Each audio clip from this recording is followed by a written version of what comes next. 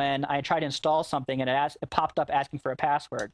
It took me back to the Vista days when Vista was being bashed by Mac, and they said, you know, you sure you want to talk to this PC? Are you sure you want to talk to this? You sure you want to do this? You know, you have to click OK, talk about the user account controls. And I started cracking up laughing, like, we got to put a password in the Mac and click OK. So I thought that was just kind of funny. So yeah, but I just, you know, I actually, to me, it felt a lot like using Ubuntu, and I do like Ubuntu a lot. I actually dual boot on my desktop PC between Ubuntu and Windows 7. I like them, so I have no problem with that. And it's okay to tinker with. It's nice to have there. If a customer calls me up and says, "Hey, my Mac is acting funny. What do you think?" and I can actually look at the screen and walk it through with them. That does help. But other than that, as an everyday use, honestly, my Android phone does just about as much features as I was using on the Mac.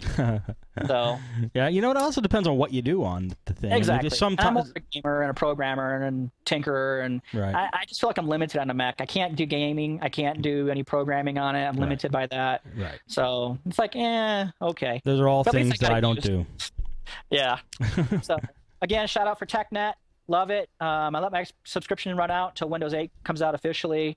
My favorite feature out of it is getting all my computers on Windows 7, and I love my Windows Home Server. That's what the noise you're hearing next to me. I'm sitting next to my Windows Home Server. It's pretty phased out. We got the noise out of there, so it's nice. Okay, good.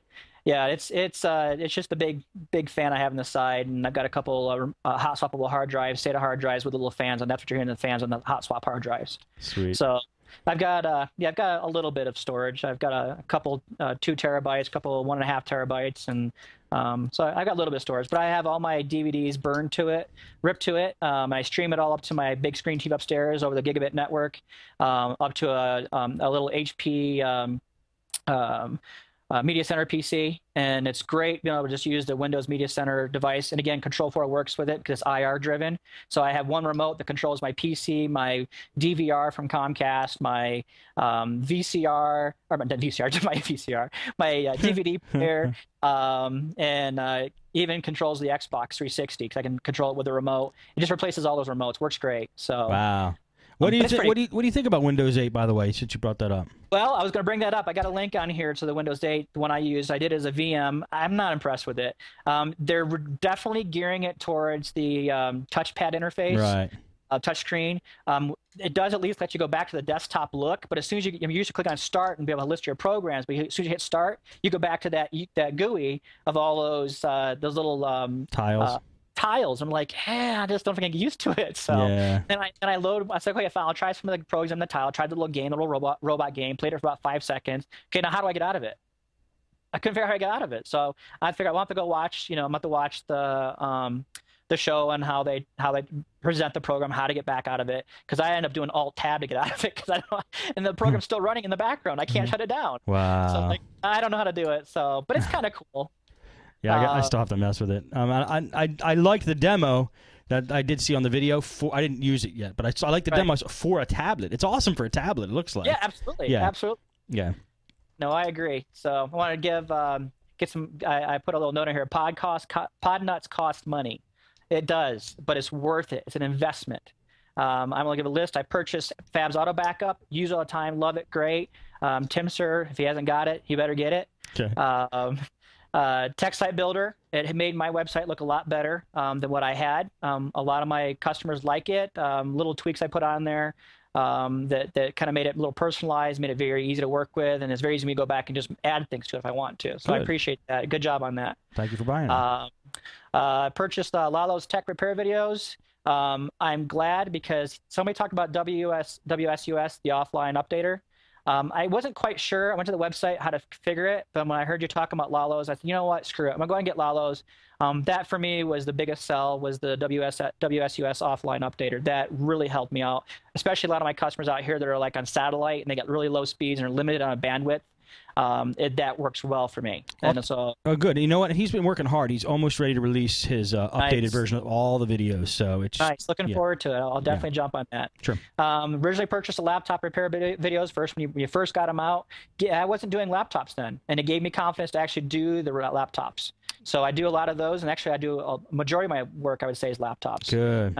I do up and down from the inside all the way to the hardware and software. That, you know what, exactly the way you put it there, it gives you confidence to start repairing laptops. I think that's the biggest thing you get out of it. I mean, because Yeah, there's guys that email me go, do you have a video for my Toshiba P525? Right. I'm like, no, but just watch all of these. Just watch them all, okay? And then they go, oh, I get it. There's a pattern, and I could fix this, even though I don't own that machine that Steve's working on. Right. The concept's the same. Yeah, that's the thing. That's the thing. Yep, absolutely. Definitely purchase Daniel Hand's computer repair business book. He's got some paper comes with it.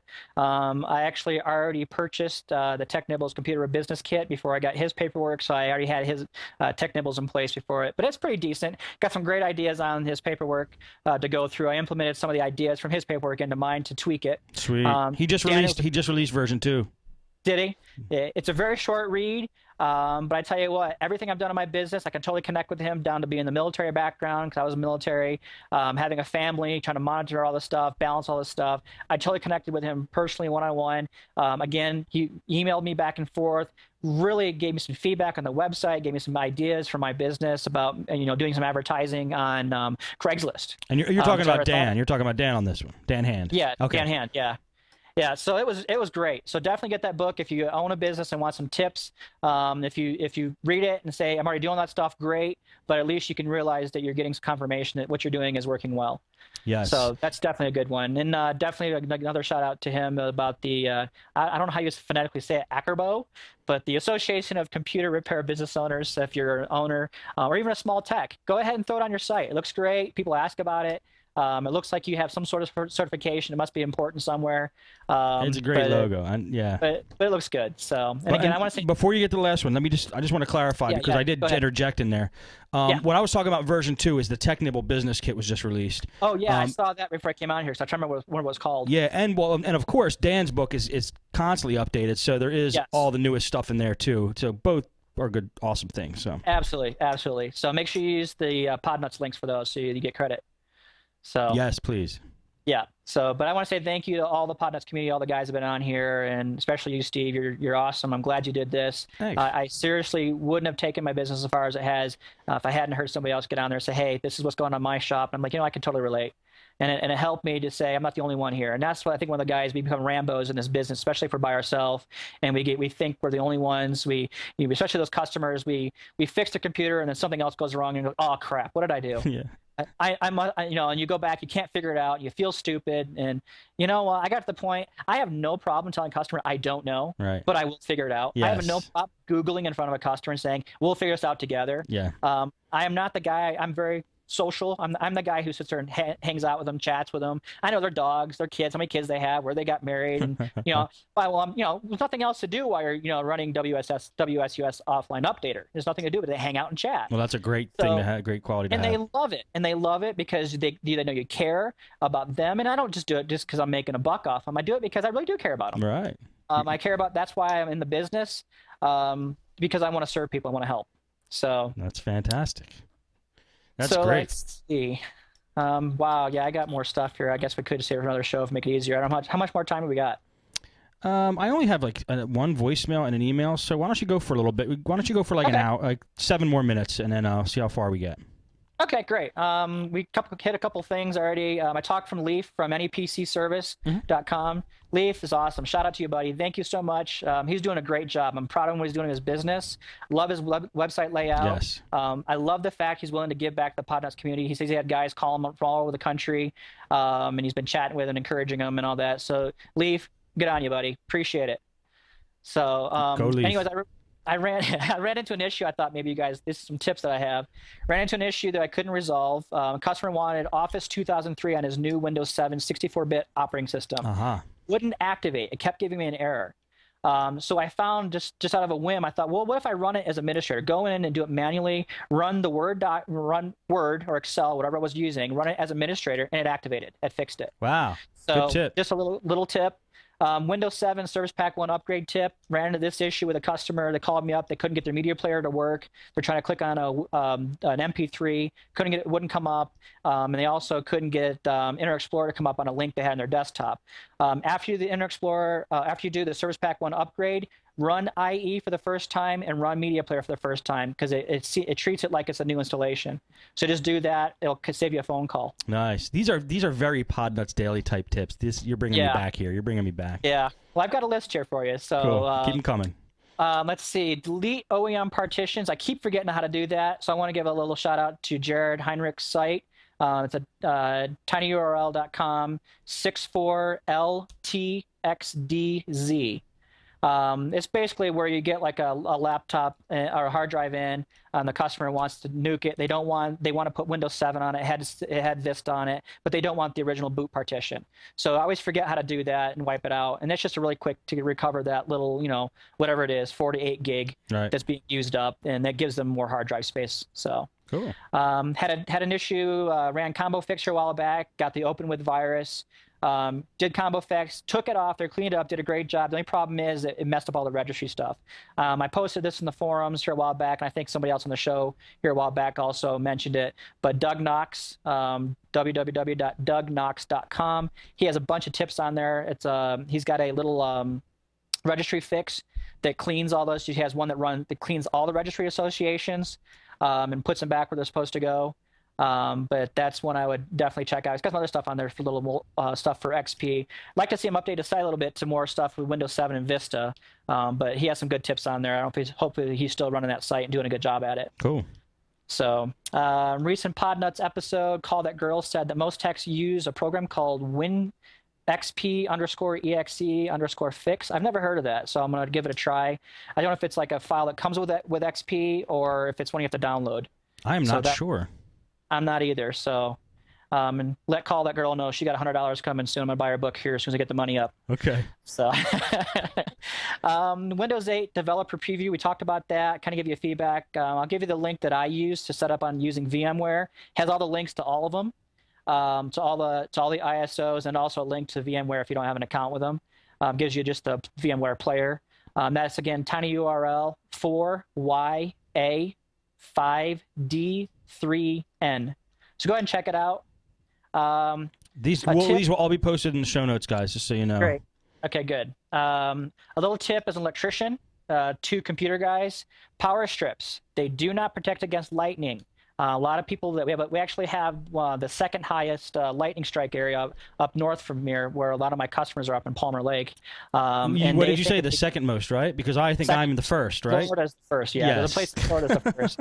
Yeah, but it's like a battle zone up there. It's crazy. But people get struck by lightning all the time. Not people, but their equipment and houses. All that get damaged from it. They think, well, I went to Best Buy and bought a Belkin surge protector. Said it was good for 100,000 joules. Right. Well, shows a lightning bolt in the box. Well, that's marketing. Okay, that's not the deal. If you read it, it says they're not covered by Act of God issues. Really? If you want to have something for lightning, you have to call an electrician. It's something you have to put for the whole house. It's called a lightning arrestor. It goes in the panel. It's pretty easy. Basically, it plugs in like it just plugs into the panel like a breaker. If it's a newer one, and they're about $500, but they will protect the house for lightning. And a lot of times, if you have in a high lightning area, like where you're at, Steve, if you're a homeowner, you can call your homeowner's insurance, and a lot of times they'll pay for it because it saves them having to pay for damaged equipment in your home. Oh. Well, I'm glad you brought this up, because it was just last night when we were doing Linux for the rest of us. The lightning must have been like not far, because it was blinding, and the loudest thunder I ever heard. I lost power for like 2 minutes, or no, actually I lost power for like 5 seconds, but all my stuff went off. I do not have surge protectors. I don't have. Won't do it. So the only thing you're telling me is don't bypass all the crap, the APCs and everything, and just get the lightning arrestor. No, I still recommend a surge protector. Surge actually protects the little bulks, especially like in California where they have like brownouts and stuff. What do you recommend? I just recommend that if you have, don't, just one of those do as I say, don't do as I do. I don't have a whole house whole house lightning arrestor, but get a whole house lightning arrestor for important systems like my servers on a UPS. It's just to kind of buffer, like if you have a quick brownout or a quick light quick area where power goes out for a second. That's the only thing I would do. And then I would still recommend the surges, because the surges are basically that buffers anything over the 120 volts you should be getting. Gotcha. Like if you get a spike of 150 volts just for a quick spike for some reason, so a car crashes into a pole and it causes a surge or something, or they hit a transformer, causes a surge, it'll protect your equipment. That surge will do its job. Gotcha. So it is a good idea to still have a surge for those kind of things. So all right. Well, what brand? Cool. I'll have to pick some up. But what brands and